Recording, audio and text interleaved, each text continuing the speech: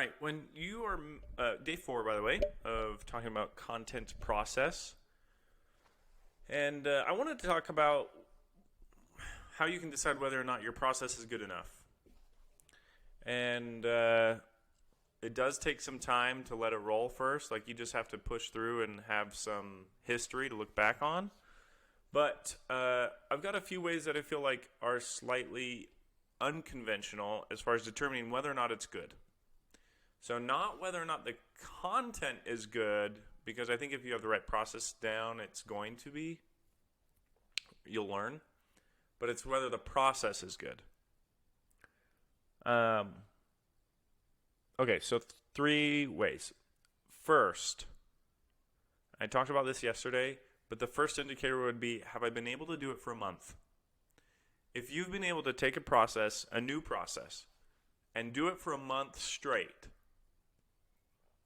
in creating content, whatever that is, it's probably good.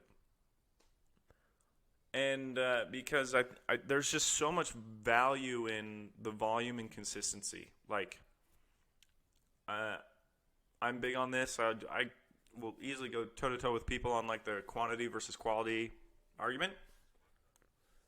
Admittedly, working at a really teeny company helps me. But I've been at a place, my last company was, big focus on quantity. But anyways, a little bit of a tangent there. I just think there's so much value to that consistency and quantity.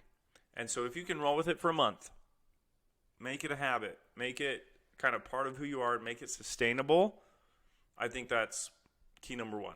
Then it's a good process. Number 2, if your process helps relieve a burden, then I think it's a good process. So here's what I mean by that. It's not a temptation, but the feeling, and we'll just call it that, the temptation in marketing is that you can always do one more thing, right? Particularly in content, you could always write one more post, send one more message, add one more comment, make one more edit. I don't know. When you have that mentality, the work never ends. And you feel like you always have to be doing more in order to be successful. I'm battling this feeling all the time, by the way. I haven't completely gotten over it. And it comes and goes. But a process should be enabling. So what a good content process allows you to do is it allows you to just get it done. So you figure out what you feel like you need to do within that process. And when you're done, you're done. And then you don't have to worry about doing any more because you did it. So I think that's a big relief in burden that kind of helps the creativity, because you're not constantly feeling like you have to do one more thing. Excuse me. You just have your, time allotment on which you do it. Okay, last one is actually looking at what most people could consider metrics of performance. Here's how I view it, though.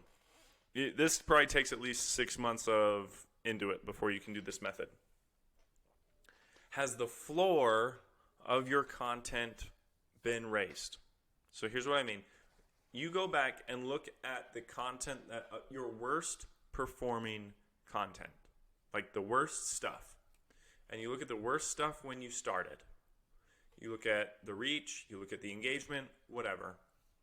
Look at the worst stuff when you started, and then look at your worst stuff now and compare the two. I think those are easy baselines to compare. So here's my example. I'm looking at my own process. At the beginning of the year, January, my worst performing posts had around 600 views each on LinkedIn. So far in August, my worst performing posts have around 1,200. So my baseline of bad content has doubled the impact. And that's kind of how I view 3 ways on what you can decide on whether or not your process is effective. And do you have any questions about it? Like those ask me questions you have about those 3 points. Willing to go deeper into them if you want. If not, have a good one.